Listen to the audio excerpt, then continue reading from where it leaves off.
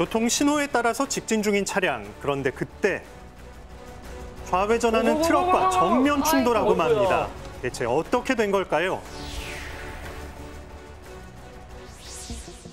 지난달 18일 이곳에서 황당한 사고를 겪었다는 제보자. 당시 교통 신호는 직진과 좌회전이 가능한 신호. 그런데 마주오던 트럭이 갑자기 좌회전을 시도하며 정면 충돌하고 맙니다. 어떻게 된 거죠? 직진 신호를 보고 직진을 하다가 사고가 났는데 그 짧은 순간에 기절을 했었고요. 눈을 떠보니까 에어백이 다 터져 있었고 그다음에 차에서 연기가 나고 있었습니다. 와. 1,700만 원이라는 수리비가 나와가지고 그냥 할 수 없이 폐차를 시킬 수밖에 없었습니다. 교통 신호를 지켰던 제보자. 대체 사고 원인이 뭘까요? 상대 좌회전 차량이 왔을 때는 그 차가 신호 위반을 한 건 줄 알았는데 사고 직후 경찰관 말씀이 전화 상대방 차량의 그 신호가 직좌 파란 신호였다고 신호 고장이 났다는 걸 듣게 됐습니다. 교통 신호 고장으로 발생한 사고. 아이고야, 이건 어떡합니까? 그 사고 차량 진행 방향이 같은 신호기가 켜진 상태였습니다. 신호기 고장으로 인해서 직진 좌회전 신호가 양방향 같이 동시에 켜짐으로 인해서 사고가 발생했습니다. 사고 발생 직전에 현장에 출동했던 경찰. 그런데 한 분은 전화 통화를 하고 계셨고 한 분은 옆에 서 계셨는데 신호가 고장이 났다는 걸 알고 오셨으면은 한 분이라도 경광봉을 흔들어 주셨으면은 이 사고는 결코 나지 않았을 거라고 생각하고 있습니다. 운전자 주장에 대한 경찰 입장을 들어봤습니다. 신고받고 바로 1분 내에 현장에 출동을 했고요. 출동하고 조치 사이에 바로 사고가 발생했습니다. 신호 제어기를 보는 사이에 이제 사고가 발생한 부분입니다. 신호기 고장으로 인한 사고, 책임은 누구에게 있을까요? 모순된 신호로 신호가 고장났다는 걸 운전자가 알 수 없다라고 한다면 운전자에게 책임 물을 수 없습니다. 결국 이번 사고 제보자 무과실, 상대 차량 운전자 무과실이기 때문에 신호등 설치 관리자인 지방자치단체가 모든 책임 져야 됩니다. 국가배상 신청 또는 국가배상 청구 소송 제기해야 될 것입니다.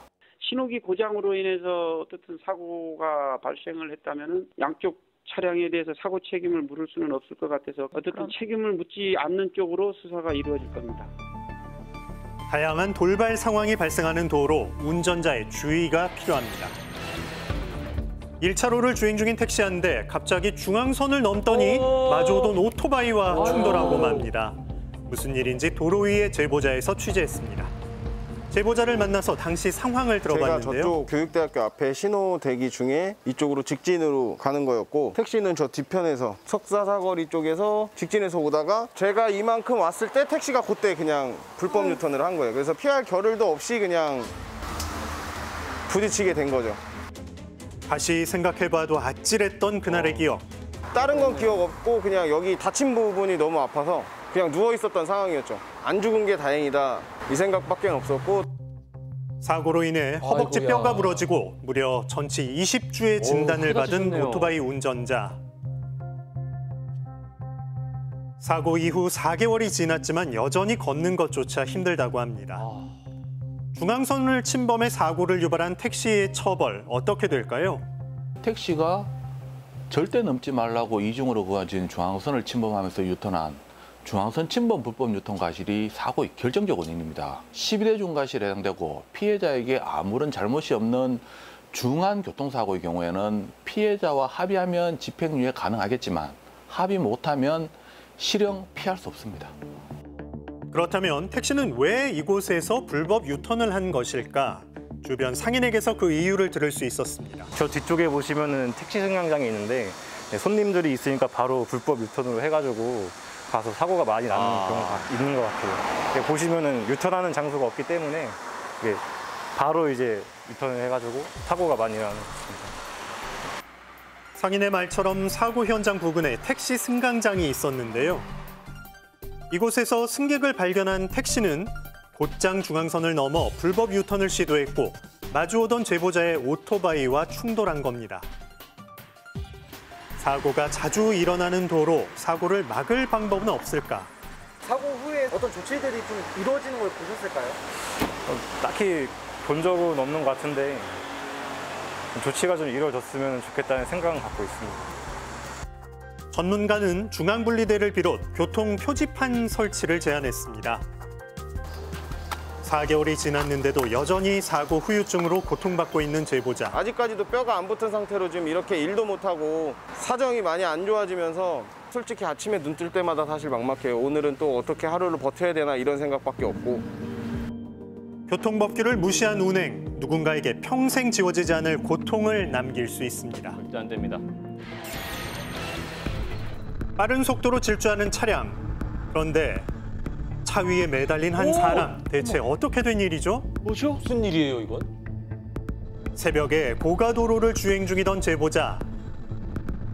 빨간 차 한 대가 빠른 속도로 달려와 제보자의 차량을 추월합니다. 깜짝 놀랐죠. 소리가 되게 크더라고요. 갑자기 그 차가 넘어가면서 제 앞으로 이제 웅 하면서 지나간 거예요. 사람이 매달려 있어요. 그런데 추월한 차량의 위에 매달려 있는 한 남자.